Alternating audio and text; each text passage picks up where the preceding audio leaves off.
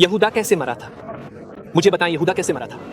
यहूदा जिसने ईसा को धोखा दिया था। जी हाँ, इसकी आंतें बाहर निकल आई। बहुत खूब। एमाल 1:18, ठीक है। अब ये आदमी, तो वो यहूदा की बात कर रहा है, बदकारी की उजरत से एक खेत खरीदा और सर के बिल गिरा। तो वो सर के बिल गिरा और उदरमियान से फट गया और उसकी आंतें बाहर निकल आए।